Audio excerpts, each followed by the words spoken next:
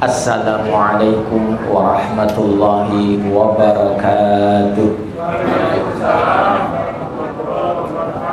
Alhamdulillah, innal hamdalillah nahmaduhu wa nasta'inuhu wa nastaghfiruh wa na'udzu billahi min shururi anfusina wa min sayyiati a'malina. May yahdihillahu fala mudilla lahu wa may yudlilhu fala hadiya lahu. Asyhadu an la ilaha illallah wahdahu la syarika lahu wa asyhadu anna Muhammadan abduhu wa rasuluhu la nabiyya ba'da. Allahumma sholli wa sallim ala rasulika sayyidina Muhammadin sallallahu alaihi wasallam wa ala alihi wa ashabihi wa min tabi'ahum ila yaumil qiyamah.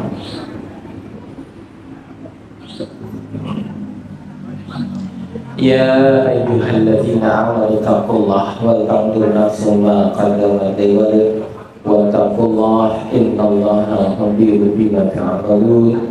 Masyaallah kana wa ma lam yasha' lam yakun. La haula wa la quwwata illa billahil aliyyil azim. Jamaah yang dimuliakan oleh Allah Subhanahu wa taala, seperti biasa sebelum kajian dimulai, untuk menambah pundi-pundi pahala di malam hari Jumat ini, mari sama-sama membaca surat Al-Ikhlas 10 kali, berzikir 10 kali, dan bersalawat 3 kali saja. Moga-moga Allah merahmati kita semua. A'udzu billahi minasy syaithanir rajim. Bismillahirrahmanirrahim. Qul huwallahu ahad, Allahus samad, lam yalid wa lam yulad wa lam yakul lahu kufuwan ahad. Bismillahirrahmanirrahim. Qul huwallahu ahad, Allahus samad, lam yalid wa lam yulad wa lam yakul lahu kufuwan ahad. Bismillahirrahmanirrahim. Qul huwallahu ahad, Allahus samad, lam yalid wa lam yulad wa lam yakul lahu kufuwan ahad. Bismillahirrahmanirrahim. Qul huwallahu ahad, Allahus samad, lam yalid wa lam yulad wa lam yakul lahu kufuwan ahad. Bismillahirrahmanirrahim. Qul huwallahu ahad, Allahus samad, lam yalid wa lam yulad wa lam yakul lahu kufuwan ahad. Bismillahirrahmanirrahim. Qul huwallahu ahad, Allahus samad, lam yalid wa lam yulad wa lam yakul lahu kufuwan ahad. Bismillahirrahmanirrahim. Qul huwallahu ahad, Allahus samad, lam yalid wa lam yulad wa lam yakul lahu kufuwan ahad. Bismillahirrahmanirrahim. Qul huwallahu ahad, Allahus samad, lam yalid wa lam yulad wa lam yakul lahu kufuwan ahad. Bismillahirrahmanirrahim. Qul huwallahu ahad, Allahus samad, lam yalid wa lam yulad wa lam yakul lahu kufuwan ahad. Bismillahirrahmanirrahim. Qul huwallahu ahad, Allahus samad, lam yalid wa lam yulad wa lam yakul lahu kufuwan ahad. La ilaha illallah wahdahu la syarika lah, lahul mulku wa lahul hamdu wa huwa ala kulli syai'in qadir. La ilaha illallah wahdahu la syarika lah, lahul mulku wa lahul hamdu wa huwa ala kulli syai'in qadir. La ilaha illallah wahdahu la syarika lah, lahul mulku wa lahul hamdu wa huwa ala kulli syai'in qadir. La ilaha illallah wahdahu la syarika lah, lahul mulku wa lahul hamdu wa huwa ala kulli syai'in qadir. La ilaha illallah wahdahu la syarika lah, lahul mulku wa lahul hamdu wa huwa ala kulli syai'in qadir. La ilaha illallah wahdahu la syarika lah, lahul mulku wa lahul hamdu wa huwa ala kulli syai'in qadir. La ilaha illallah wahdahu la syarika lah, lahul mulku wa lahul hamdu wa huwa ala kulli syai'in qadir.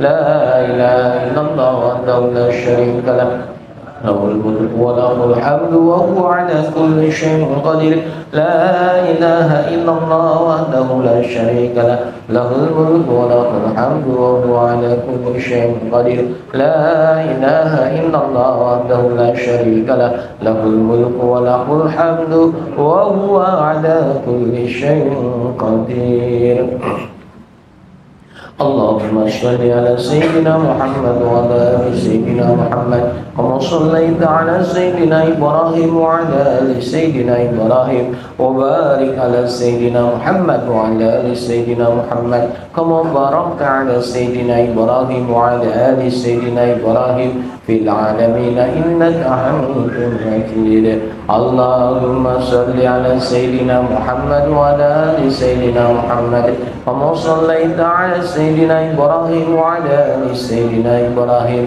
وبارك على سيدنا محمد وعلى آل سيدنا محمد كما باركت على سيدنا إبراهيم وعلى آل سيدنا إبراهيم في العالمين إنك حميد مجيد اللهم صل على سيدنا محمد وعلى آل سيدنا محمد كما صليت على سيدنا إبراهيم وعلى آل سيدنا إبراهيم وبارك على سيدنا محمد وعلى آل سيدنا محمد كما باركت على سيدنا إبراهيم وعلى آل سيدنا إبراهيم في العالمين إنك حميد مجيد الفاتحة أعوذ بالله من الشيطان الرجيم بسم الله الرحمن الرحيم الحمد لله رب العالمين الرحمن الرحيم مالك يوم الدين إياك نعبد وإياك نستعين اهدنا الصراط المستقيم صراط الذين أنعمت عليهم غير المغضوب عليهم ولا الضالين آمين. Ya Allah, moga-moga yang membaca surat Al-Ikhlas Engkau bangunkan istana di sorga, yang berzikir kepadamu ya Allah dilipat gandakan pahalanya, ditinggikan derajatnya, diberi kebaikan yang banyak, dilindungi Allah dari gangguan syaitan yang terajam dan kejahatan makhluk Allah lainnya. Moga-moga yang bersalawat kepada Nabi-Mu ya Allah mendapatkan syafaat di yaumul qiyamah dengan rahmat-Mu ya Allah. Moga-moga kami semua menjadi ahlul jannah. Amin. Allahumma amin ya rabbal alamin. Moga minum dulu.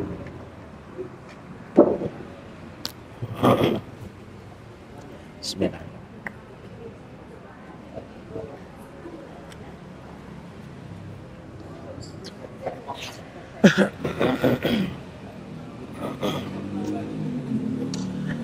Bismillah. Alhamdulillah. Bapak Ibu jamaah yang dimuliakan oleh Allah Ta'ala, alhamdulillah kita bersyukur kepada Allah berada di bulan mulia, bulan haram, bulan Dzulqa'dah, dan kita bersama-sama memohon kepada Allah Ta'ala agar senantiasa diberi oleh Allah kesehatan, panjang umur, dan berkah usia. Moga-moga istiqomah menjalankan ketaatan kepadanya, sehingga insya Allah kita tercatat sebagai hamba-hamba yang senantiasa beriman dan bertakwa. Bapak Ibu jamaah yang dimuliakan oleh Allah, di antara 12 bulan Allah memiliki bulan-bulan yang istimewa. Yang pertama adalah bulan suci Ramadan, di mana orang berpuasa sebulan penuh. Bulan ke-9 di kalender Hijriah. Alhamdulillah kita sudah melaksanakan puasa Ramadan beberapa waktu yang lalu. Moga-moga diterima amal-amal soleh kita, dan moga-moga diampuni dosa-dosa kita. Selepas Ramadan kita masuk bulan Syawal, bulan di mana peningkatan amal, di mana orang yang mengerjakan puasa 6 hari di dalamnya mendapatkan pahala seperti puasa selama 1 tahun. Selepas Syawal kita masuk 3 bulan yang istimewa, disebut juga bulan suci atau bulan haram, yaitu Dzulqa'dah, Dzulhijjah, dan Muharram. Bulan Dzulqa'dah atau orang menyebut juga dengan Dzulqa'dah. Kalau orang Jawa Dzulqa'dah. apit. Maka kita pakai bahasa di mana kalender Islam, kalender Hijriah mengatakan Dzulqa'dah. Dzulqa'dah itu zaman dulu bahasa Arab namanya ya. Kalau Dzulqa'dah dipakai maka artinya orang itu duduk dengan cepat. Jadi habis berdiri segera atau bersegera untuk duduk. Maka dibacanya Dzulqa'dah. Tapi kalau dibacanya Dzulqa'dah itu artinya duduk tapi pelan-pelan, duduk santai atau duduk dengan santai-santai. Itu namanya Dzulqa'dah. Kalau duduk dengan tergesa-gesa namanya Dzulqa'dah. Maka yang biasanya dipakai namanya Dzulqa'dah. Sejarahnya dulu Jazirah Arab zaman jahiliyah atau bahkan sebelum jahiliyah, sejak Nabiullah Ibrahim melaksanakan ibadah haji di Masjidil Haram, maka orang-orang Jazirah Arab itu di beberapa bulan sebelumnya melaksanakan safar, berdagang atau kulaan di negeri Syam atau di negeri Yaman. Jadi pergi ke Yaman, pergi ke negeri Syam untuk berdagang atau kulaan. Kulaan itu bahasa Indonesianya apa ya? Kok kulaan, jualan? Kulaan bahasa Indonesia ya? Iya, belonjo. Kulaan lah ya, untuk dijual kembali. Nah, khusus di Dzulqa'dah ini, di bulan Dzulqa'dah, orang-orang Jazirah Arab tidak lagi ke Syam atau ke Yaman, tapi mereka berada di Jazirah Arab, terutama di Mekah. Ngapain? Mereka duduk-duduk saja. Duduk-duduk saja untuk apa? Menunggu orang-orang yang ada di seluruh dunia, terutama dari negeri Syam dan Yaman, berbondong-bondong menuju Mekah. Untuk apa? Untuk melaksanakan ibadah haji. Nah, bulan haji disebut Dzulhijjah. Dari akar katanya ya haji, hajan. Maka disebut Dzulhijjah. Maka Dzulhijjah ini disebut bulan haji. Dzulqa'dah bulan duduk-duduk santai. Saya ulangi ya, Dzulhijjah itu bulan haji, Dzulqa'dah bulan duduk-duduk santai. Jadi orang-orang Arab saat bulan Dzulhijjah itu duduk-duduk santai. Apa? Menyiapkan lapak-lapak. Untuk apa? Menggelar dagangan. Karena sebentar lagi berbondong-bondong orang-orang akan datang dari seluruh dunia ke Mekah untuk melaksanakan ibadah haji. Maka bulan Dzulqa'dah juga disebut bulan haji, karena rangkaian haji itu biasanya diawali keberangkatan di bulan Dzulqa'dah. Jadi setelah selesai Syawal, bulan Dzulqa'dah ini bulan di mana banyak pemberangkatan ibadah haji. Nah, maka bulan Dzulqa'dah ini adalah bulan yang istimewa buat orang-orang Arab karena kebanyakan mereka siap untuk menyambut tamu-tamu. Ya, barang otomatis mereka ini mempersiapkan gelaran haji lah di bulan Dzulhijjah. Hanya saja hajinya zaman dulu berbeda dengan haji di zaman Nabi dan kita hari ini. Jadi sebelum disyariatkan haji sebagaimana yang dicontohkan Nabi. Nah, di bulan Dzulqa'dah ini Rasulullah SAW pernah melakukan umrah sebanyak 3 kali. Jadi Rasulullah pernah umrah setiap bulan Dzulqa'dah. Dan Rasulullah selama hidupnya umrah sebanyak 4 kali. 3 kali di bulan Dzulqa'dah dan sekali di bulan Dzulhijjah. Nah, bulan Dzulhijjah ini Rasulullah umrah plus haji sekalian. Kemudian beliau meninggal dunia.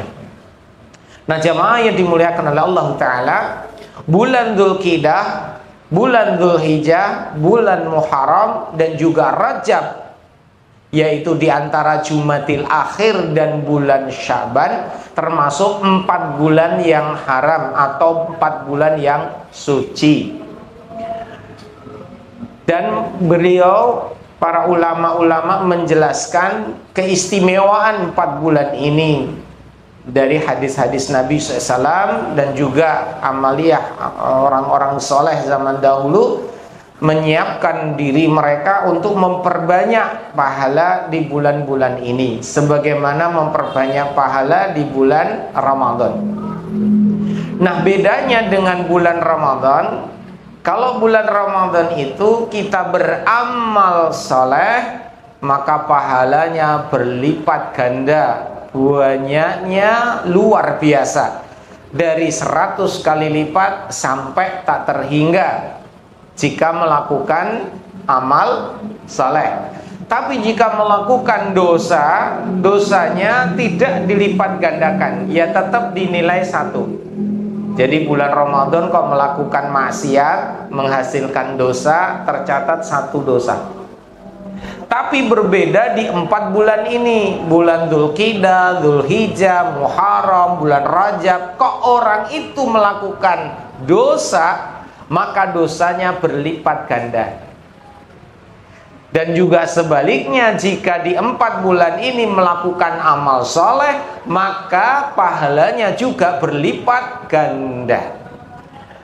Lebih banyak mana pahalanya di bulan Ramadan dengan pahala di 4 bulan ini?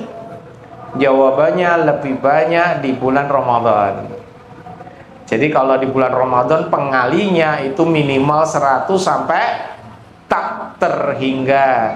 Tapi kalau bulan-bulan ini minimal 2 kali lipat sampai Allah kehendaki. Jadi kita nggak pernah tahu. Jadi misalkan kita sholat di bulan Syawal dikalikan 10 kali lipat, maka di bulan Dzulqa'dah nilainya 20 kali lipat, kali 2 Pak minimal. Kalau kita ini bersedekah kalinya 100 di bulan Syawal, kalau di bulan Dzulqa'dah kali 200. Kita membaca Al-Quran 1 hurufnya 10 kebaikan di bulan Syawal. Baca Quran di bulan Dzulqa'dah atau Dzulhijjah dan seterusnya ini tadi, maka pahalanya 1 huruf kali 20 kebaikan. Masya Allah. Inilah keistimewaan 4 bulan haram. Jadi kalau beramal soleh pahalanya berlipat ganda minimal 2 kali lipat. Tapi sebaliknya berbuat dosa, maksiat juga dosanya, maksiatnya dinilai berlipat-lipat, minimal 2 kali. Berzina di bulan ini, maka dizinanya seperti melakukan berapa kali? 2 kali. Mencuri di bulan ini, maka seperti mencuri 2 kali. Artinya minimal double itu dosanya. Nauzubillah. Maka bulan-bulan ini disebut bulan haram karena zaman dulu sebelum Islam datang, sebelum disyariatkan, bulan ini sangat disucikan oleh Jazirah Arab, terutama orang-orang Mekah, disebut bulan yang haram karena diharamkan untuk menumpahkan darah, diharamkan untuk menzalimi satu sama lain, diharamkan untuk berperang, diharamkan untuk bertikai, diharamkan untuk bertengkar. Maka jika ada tetangga kok bertengkar sampai membunuh, maka yang terbunuh itu tidak membalas, sampai tidak membalas. Misalkan padu kaya ning Madura carok mati, maka yang korban ini keluarganya nggak boleh menuntut balas. Artinya memuliakan bulan ini sampai mereka itu tidak menuntuti nanti kalau sudah selesai. Jadi selesai bulan Muharram baru menuntut Pak, baru nuntut balas. Saking mulianya 4 bulan istimewa ini, kalau terjadi pertikaian, pertumpahan darah itu tidak langsung dibalas. Jadi dibiarkan dulu. Untuk apa? Memuliakan ini sebelum Islam datang. Saking mereka ini menghormati bulan-bulan istimewa ini. Dan Islam datang pun akhirnya ditetapkan oleh Allah juga sebagai bulan yang diharamkan. Untuk apa? Untuk berbuat zalim. Catat baik-baik Bapak Ibu, bulan-bulan ini dilarang kita berbuat zalim. Zalim itu 2, 1 kepada orang lain, 1 kepada diri sendiri. Maka dilarang di bulan-bulan ini untuk melakukan kezaliman, baik kepada orang lain, kepada makhluk Allah lain, maupun kepada diri sendiri. Setiap perbuatan zalim itu akan menghasilkan dosa, karena kezaliman termasuk kemaksiatan, dan kemaksiatan hasilnya adalah dosa. Lawan dari kezaliman atau zalim adalah ketaatan, dan hasil dari ketaatan adalah pahala. Jadi kezaliman menghasilkan kemaksiatan, kemaksiatan menghasilkan dosa. Lawan dari kezaliman dan kemaksiatan ini adalah ketaatan, dan ketaatan menghasilkan pahala. Satu berupa perintah yang namanya taat, satu berupa larangan yang namanya tadi kezaliman, kemaksiatan dilarang oleh Allah Ta'ala untuk dikerjakan. Maka Bapak Ibu jamaah yang dimuliakan oleh Allah, jika di bulan-bulan haram ini kita mengerjakan yang diperintahkan, contoh yang diperintahkan itu, ketaatan-ketaatan itu seperti sholat, puasa, zakat, haji, berbuat baik dengan orang lain dan seterusnya, maka bernilai pahala yang berlipat ganda. Saya ulangi, barang siapa yang mengerjakan amal-amal kebaikan, amal-amal soleh, ketaatan di bulan-bulan ini, maka akan diganjar pahala yang berlipat ganda.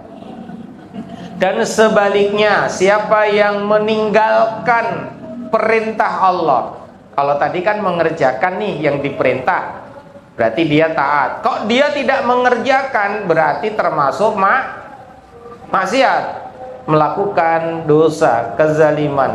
Kepada siapa? Ya diri sendiri. Suruh sholat, enggak sholat, maka dosa. Wong diperintah sholat kok enggak sholat. Diperintah puasa, enggak puasa. Diperintah infak sedekah, enggak melaksukan. Diperintah untuk birrul walidain, enggak dikerjakan. Maka semua perintah yang tidak dikerjakan, jatuhnya juga dosa. Dan sebaliknya, di bulan-bulan ini siapa yang berbuat zalim, berbuat maksiat, berbuat dosa, melakukan ini, maka dosanya berlipat ganda.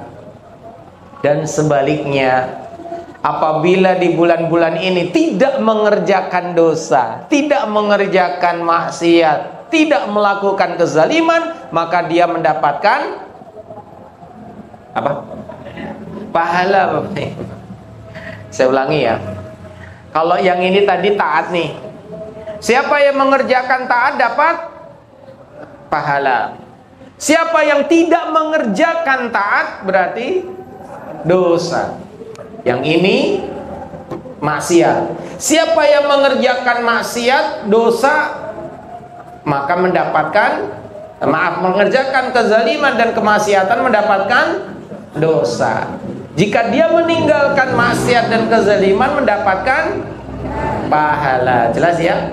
Hari ini kita ngaji dapat pahala. Berarti di saat kita ngaji kita tidak melakukan maksiat dosa, dapat pahala. Bisa dipahami ya Bapak Ibu?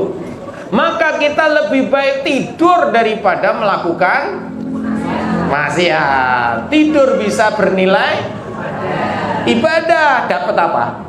Pahala. Maka lebih baik tidur. Jelas ya Bapak Ibu? Nah, kalau ada orang nanya, kamu kok tidur siang kenapa? Daripada maksiat. Asalkan semua ketaatan sudah dijalanin. Maka berbuat dosa seseorang apabila dia tidur terus ora wayahe salat ora salat malah turu. Nah ini dosa. Wayahe golek rezeki, cari nafkah buat keluarga malah turu. Maka turune dadi maksiat. Jelas ya? Mancing itu pahala apa dosa wi? Mbuh ngono lah. Mancing itu apa? Haram, halal, mubah. Maka bisa menghasilkan pahala, bisa menghasilkan dosa. Kita buka HP, halal apa haram atau mubah? Mubah. Lihat konten-konten, halal, haram atau mubah? Mubah. Maka mubah itu berada di tengah-tengah, bisa mengarah ke maksiat dan dosa, bisa mengarah kepada pahala. Jika buka HP yang dibuka hal yang baik, menambah iman dan takwa, maka dapat pahala. Buka HP malah nambah dosa, hawa nafsu nggak terkendali, akhirnya malah nambah dosa. HP ini salah, Ra? Nggak salah, wong ini cuman benda. Semua diputuskan kepada diri kita. Maka Bapak Ibu yang dimuliakan oleh Allah, di bulan-bulan ini apapun yang kita kerjakan, perhatikan, saya ulangi, di bulan-bulan ini apapun yang kita kerjakan, mulai saat ini sebelum dikerjakan difikirkan, iki kira-kira untuk pahala apa? Dosa. Lagian hari-hari ini, bulan-bulan ini, bulan di mana Allah berikan pahala berlipat, Allah juga hitung dosa berlipat. Jojok engko dosa iki, wah malah double dosaku. Ora sah. Wong sandal kaya ngono wae dadak tak jikuk bareng, malah double entuke papat sandale. Double nyolong sandal. Maka Bapak Ibu, jangan sampai kita beramal tidak mengerti sebelumnya. Maka kalau ini bulan-bulan istimewa, mulai saat ini kita sudah mempersiapkan diri, amal apa saja yang harus kita kerjakan, dosa-dosa apa saja yang harus segera saya tinggalkan. Nek iso cep rasa gawe dosa, nek iso akeh gawe pahala. Bapak Ibu jamaah yang dimuliakan oleh Allah, maka kita siapkan bulan-bulan istimewa ini dengan banyak amal soleh. Kalau di bulan Dzulqa'dah atau Dzulqa'dah ini ada nggak amalan khusus? Jawabannya nggak ada. Di bulan Dzulqa'dah nggak ada bulan yang amalan yang khusus, nggak ada puasa yang khusus, nggak ada sholat yang khusus, nggak ada. Hanya disunahkan memperbanyak amal-amal kebaikan saja, amal-amal soleh saja, baik itu urusan ibadah maupun urusan muamalah dan akhlak. Baik sama tetangga, baik sama orang tua, baik sama suami, baik sama istri, baik sama anak, baik sama teman, itu semua bernilai pahala. Baik sama kucing, pahala. Maka zalim sama mereka juga mendatangkan dosa. Nah, bulan Dzulqa'dah nggak ada amalan khusus, perbanyak saja amal soleh. Yang sudah terbiasa beramal, pertahankan. Kalau mampu, naikkan. Biasanya ratau tahajud, ratau rawatib, ratau subuhan ning masjid, ratau poso sunah, ratau zikir. Dan apa amalan-amalan yang paling banyak sesungguhnya manusia lakukan setiap hari? Saya ulangi, sesungguhnya amalan apa yang paling banyak dikerjakan kita di setiap hari? Jawabannya adalah doa dan zikir. Saya ulangi, doa dan zikir. Itu amalan yang paling banyak kita kerjakan setiap hari. Karena apa? Waktunya banyak, waktunya bebas, tempatnya di mana saja. Kalau sholat ada waktunya, ada tempatnya. Puasa ada waktunya. Infak sedekah juga ada waktunya, tidak setiap saat. Tapi yang namanya doa, yang namanya zikir, hampir setiap saat. Mau makan, doa. Mau minum, doa. Naik kendaraan, doa. Masuk rumah, doa. Keluar rumah, doa. Mau ke masjid, doa. Keluar masjid, doa. Pakai sandal, doa. Pakai baju, doa. Melepas, doa. Semua doa itu. Dan kalau kita tahu hakikat tentang doa, bahwa doa itu adalah memohon, meminta kepada Allah, maka sesungguhnya orang yang sedang berdoa dan berzikir, dia sedang berkomunikasi dengan Allah, dengan Tuhannya. Maka orang-orang yang senang berdoa, senang berzikir, insya Allah tauhidnya benar, jauh dari kesyirikan, karena dia mengesahkan hanya Allah. Mereka bersandar hanya kepada Allah, meminta hanya kepada Allah, minta berkah, minta kaya, minta berlimpah, minta kebaikan, minta rahmat, dan semua hanya kepada Allah. Maka Bapak Ibu, perbanyaklah doa dan zikir. Pak Ustadz Raiso boso Arab, yo wes boso Indonesia. Minta sebanyak-banyaknya, karena Allah itu paling seneng kalau diminta. Justru orang yang tidak pernah minta dianggap sombong, merasa dia hebat, nggak butuh Allah. Beda kalau kita minta sama manusia. Kita minta sama manusia terus jengkel. Tapi kalau kita minta sama Allah terus, Allah jengkel apa seneng? Oh, malah seneng banget. Makanya sampai-sampai ada ulama mengatakan jangan terlalu banyak meminta kepada makhluk Allah, mintalah lebih banyak kepada Allah. Makanya pernah peristiwa, saya pernah sampaikan juga mungkin di sini, ada seorang anak yang kena bom Zionis di Palestina. Nah, anak ini mengalami banyak luka. Pada saat dibawa ke rumah sakit, mau dibedah, mau dioperasi, mau dijahit, dalam kondisi yang luar biasa sakitnya ini, kemudian dia bilang sama dokternya, "Dok, mohon maaf, saya mau berdoa dulu sama Allah." Kemudian dia meminta kepada Allah, dan sebelum dia meminta doanya, dia minta maaf dulu kepada Allah.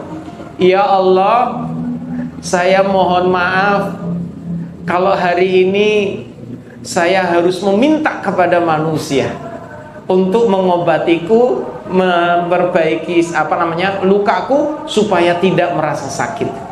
Jadi selama ini si anak ini tidak pernah minta sama manusia kecuali minta sama Allah saja. Nah, saat itu dia mau diobati dokter, dia tuh minta maaf dulu sama Allah. "Ya Allah, kali ini saya harus minta tolong sama manusia." Sampai segitunya. Ini tauhid yang ditanamkan orang tua di Palestina memang luar biasa. Semoga anak-anak keturunan kita menjadi anak-anak yang saleh-salehah. Amin. Bapak Ibu jamaah yang dimuliakan oleh Allah Ta'ala, maka di bulan Dzulqa'dah ini perbanyaklah amal-amal saleh, baik yang diwajibkan maupun yang disunahkan. Ini bulan Dzulqa'dah nggak ada amalan khusus. Mau infak sedekah banyak boleh, mau sholat yang banyak boleh, mau puasa sunnah boleh, mau apalah ya, membaca Quran yang banyak boleh. Tapi saya bilang tadi, yang paling banyak sering kita lakukan setiap hari sesungguhnya adalah kalimat-kalimat yang dilantunkan dalam bentuk doa-doa dan zikir. Itu yang paling banyak. Karena dari situlah komunikasi kita kepada Allah sangat intens. Nah, kita masuk di bulan Dzulhijjah. Baru di bulan Dzulhijjah inilah ada amalan yang khusus. Kalau di bulan Dzulqa'dah tidak ada amalan khusus, hanya ada peristiwa penting saja. Peristiwa penting ini bukan amalan, hanya sejarah. Dulu Nabi Musa alaihissalam mendapatkan kitab Tauratnya setelah berkhalwat selama 40 hari. Mulai 1 Dzulqa'dah sampai 10 hari pertama Dzulhijjah. Jadi total 40 hari itu berkhalwat dengan Allah Ta'ala di Bukit Tursina. Setelah hari ke-40 baru mendapatkan kitab Taurat dan bisa bicara langsung dengan Allah Ta'ala tanpa perantara malaikat Jibril. Maka Nabi Musa disebut juga dengan kalamullah, orang yang bisa berbicara langsung dengan Allah Ta'ala. Jamaah yang dimuliakan oleh Allah Ta'ala, dalam bulan Dzulhijjah, bulan yang memang banyak amal-amal khusus. Yang pertama puasa sunnah. Kalau mampu kerjakan dari tanggal 1 Dzulhijjah sampai tanggal 9. Berarti tanggal 1, 2, 3, 4, 5, 6, 7, 8, 9. Kalau mampu. Karena 10 hari pertama Dzulhijjah, siang harinya lebih baik dari seluruh hari 12 bulan itu. Saya ulangi. 10 hari pertama Zulhijjah, siang harinya itu lebih baik daripada seluruh siang-siang hari di sepanjang tahun. Dan 10 malam terakhir Ramadan itu adalah malam-malam terbaik di seluruh malam-malam sepanjang tahun. Bisa dipahami ya? Jadi kalau 10 hari, mana yang terbaik? 10 hari terakhir Ramadan atau 10 awal Dzulhijjah?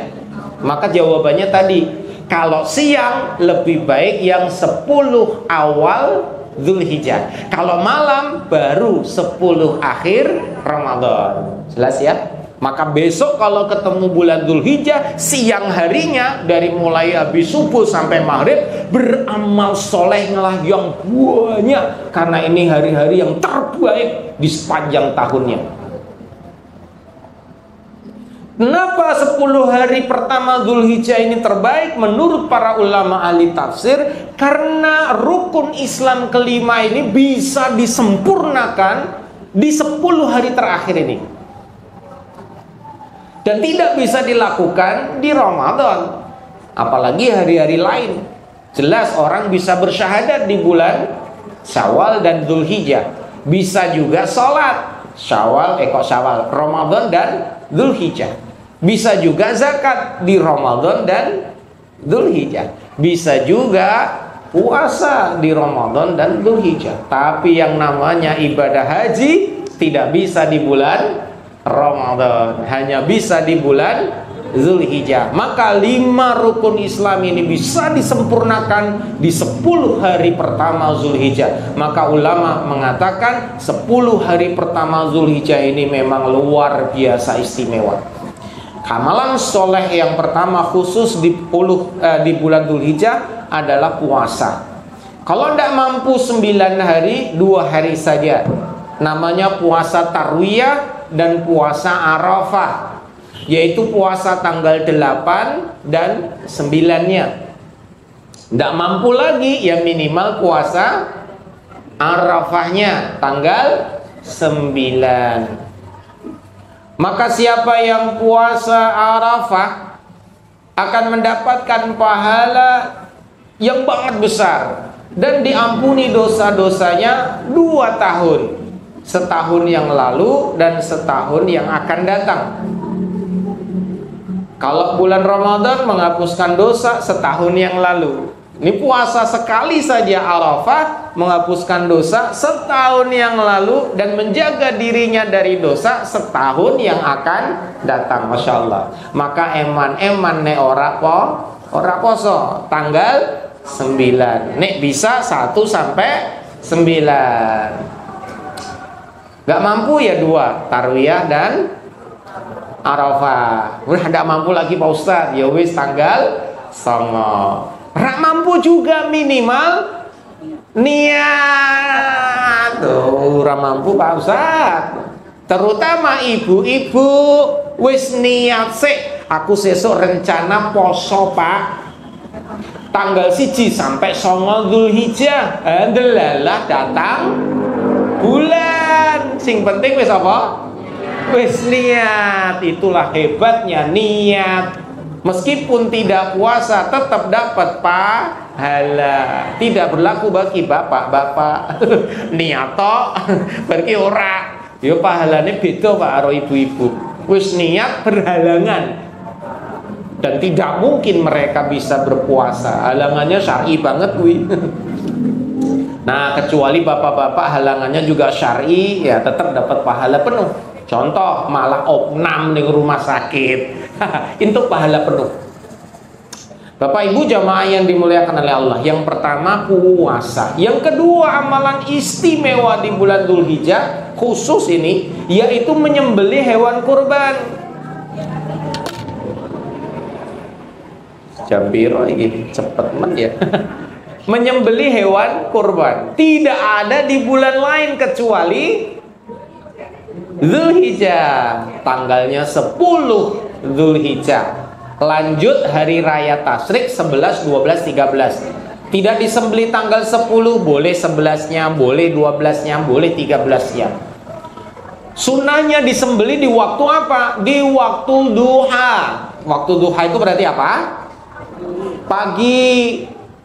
Maka Idul Adha disebut juga hari raya Udhiyah. Udhiyah itu menyembelih. Hari raya Nahar, menyembelih, memotong. Nah, udhiyah itu dari akar katanya ya duha. Maka disembelihnya di waktu duha. Boleh tanggal 10. Wah, berhalangan ya wis tanggal 11, rolas, maksimal tanggal 13. Nek mampu sembelih dewe. Zaman dulu para sahabat itu sampai ada yang mereka itu menghormati hari raya Idul Kurban, nggak bisa menyembelih hewan ternak, sing disembelih hewan kecil-kecil. Contoh apa? Unggas.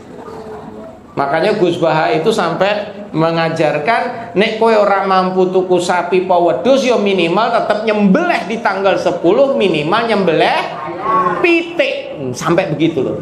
Dalam rangka apa? Untuk melatih. Ya, tuku pitik kan insya Allah ya mampu lah. Nek ra mampu ya nyelengi sik saiki 1000. Pitik pira to, Bu? Saiki, Bu? 1.000 angsal mboten? Oh, dapat kok 1.000 untuk pitik, nyembelih, Pak. Dan itu untuk apa? Untuk melatih, kalau kata Gus Baha. Dulu Ibnu Abbas, kata riwayat, di zaman Nabi pun demikian. Jadi kalau nggak pas bisa menyembelih hewan yang disunahkan ini, minimal nyembelih unggas. Untuk apa? Menghormati bulan Zulhijjah dan hari rayanya ini. Saking cintanya kepada hari raya Idul Adha, tetap kurban.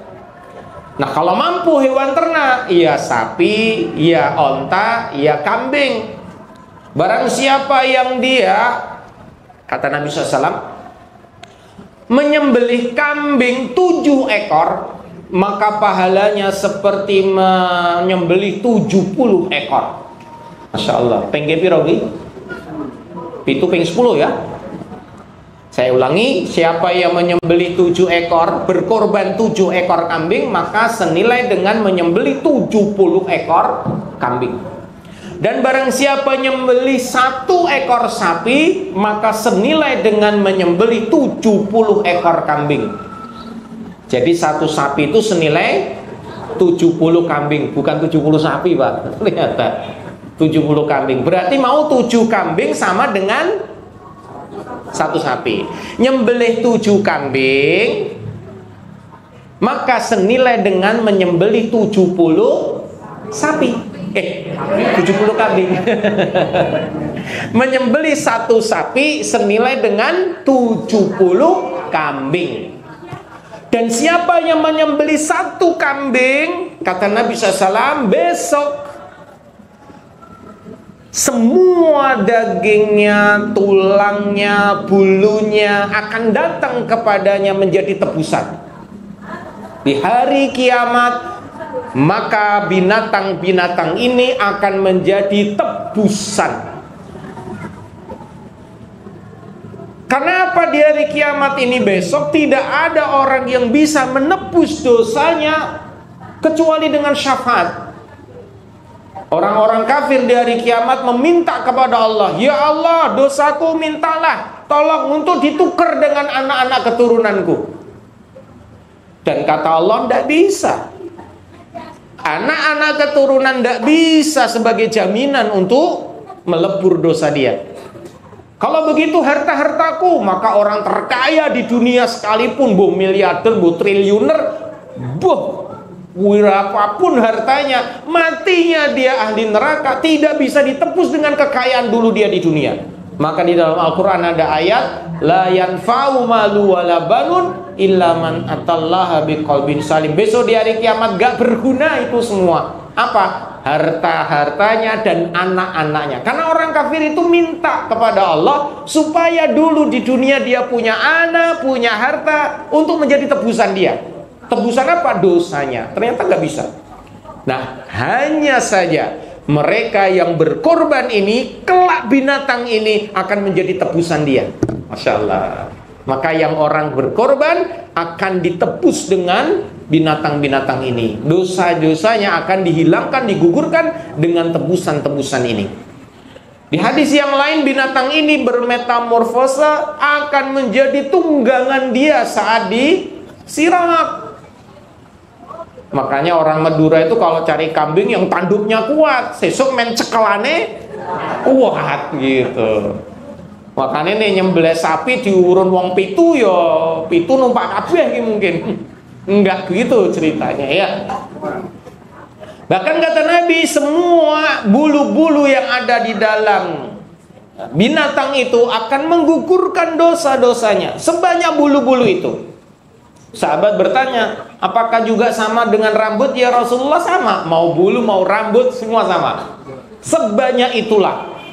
Maka kalau beli kambing yang ada bulunya, lah sapi juga harus ada bulunya. Wes dipastikan semua binatang itu ya punya bulu. Kita punya bulu enggak? Punya ya. Namanya rambut, disebut juga bulu. Makanya sahabat bertanya, termasuk rambut ya Rasulullah? Iya, karena Rasulullah menyebutnya bulu. Bulu itu berarti kayak unggas, itu bulu. Maka sahabat itu memastikan termasuk rambut ya Rasulullah? Iya, maksudnya bulu itu ya rambut. Sebanyak itulah nanti digugurkan dosa-dosanya. Ini istimewanya. Makanya kalau kita ini punya harta yang cukup di hari raya itu, baik tanggal 10, 11, 12, 13, maka berkorbanlah. Bahkan diancam oleh Nabi, apabila punya kelebihan harta di hari itu kok nggak korban, jangan deketi tempat sholat kami. Gampangnya apa? Diusir, ojo mlebu masjid. Berain tuh mlebu masjid, nggak boleh masuk rumahnya Allah, nggak boleh. Sampai diancam begitu. Kenapa? Oh, dia punya kelebihan harta di hari itu, kok nggak korban? Maka ada yang unik Bapak Ibu, saat diumumkan, yuk sopo sing arep melu korban untuk besok, dicatat di list gitu ya Bu ya. Ada orang yang dia nggak ngelis. Kenapa? Ya memang nggak punya duit. Waktu itu mungkin juga belum punya niat. Habis denger ceramah dia punya niat, wes lewat tanggal 10. Delalah tanggal 11 dia punya duitnya, langsung dia beli hewan kambing, golek panitia. Dan ternyata panitia wis do bubar, ana sing gelem nyembelih. Akhirnya pernah nelpon saya, Ustadz bisa nggak terima kambing? Ada 2 ekor ini, kami tiba-tiba aja mau berkorban itu. Ayo sudah, boleh. Akhirnya dikirim ke tempat kita, disembelih di hari tasyrik. Jadi tidak di tanggal 10. Kenapa? Panitia wis bubar kabeh ning ndi wis do bubar. Waduh, akhirnya dikirim tanggal 12-nya itu baru kemudian kita sembelih dan kita distribusikan. Maka Bapak Ibu, monggo kalau ada yang mau kurban, silahkan siapkan dari sekarang. Ya kalau mau urunan sapi boleh, mau kambing juga boleh. Ini masih ada waktu, ini baru tanggal 8 Zulqidah. Masih sebulan lagi lah. Insya Allah masih bisa nabung. Siapa yang mampu, Allah akan mudahkan jalannya. Minimal kita niat. Siapa yang mau, Allah akan mampukan. Ojo nganti ora. Nanti harta kita tidak akan diberkahi Allah Ta'ala. Bahkan ada ancaman tadi dari Rasulullah SAW. Moga-moga bisa semuanya. Amin. Amalan soleh yang ketiga di bulan Dzulhijjah adalah ibadah haji yang tidak bisa dikerjakan selain di bulan ini. Dimulai tanggal 8 ya, hari Tarwiyah, tanggal 9, 10, 11, 12, 13, 6 hari pelaksanaan ibadah haji. Dari mulai tanggal 8 sampai tanggal 13. Dari mulai kita di Mina sampai wukuf di Arafah, ke Muzdalifah, lempar jumrah dan seterusnya, itu selesai di tanggal 13 Dzulhijjah. Maka siapa yang dimampukan benar-benar mendapat keberuntungan. Moga-moga kita semuanya bisa menunaikan ibadah haji ke tanah suci. Amin. Minimal apa? Niat Bapak Ibu. Kita aja sekarang kalau mau nabung, kemudian kita daftar haji, ya butuh waktu tunggu yang lama. Moga-moga bisa haji lah. Kalau enggak minimal umrah di bulan Ramadan, karena pahalanya senilai haji. Monggo Bapak Ibu yang mau ikut program umrah 5 juta, silahkan bisa daftar kepada saya. Insya Allah moga-moga suatu saat kita berangkat bersama-sama. Syukur-syukur di bulan Ramadan, umrahnya umrah Ramadan, karena pahalanya senilai haji. Alhamdulillah. Karena kalau uang kita ditaruh di daftar haji nunggunya kelamaan, ya kita daftarkan aja di umroh khusus yang bulan Ramadan. Insya Allah moga-moga semua dimudahkan, amin. Bapak ibu jamaah yang dimuliakan oleh Allah, karena waktu juga yang membatasi kita, insya Allah jumpa lagi di lain kesempatan. Masih banyak yang sebetulnya bisa kita sampaikan, tapi waktu juga yang memisahkan.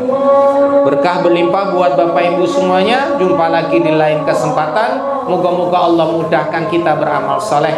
Rabbana atina fid dunya hasanah wa fil akhirati hasanah wa qina adzabannar wa adkhilna jannata ma'al abrar ya aziz ya ghafar ya rabbal alamin.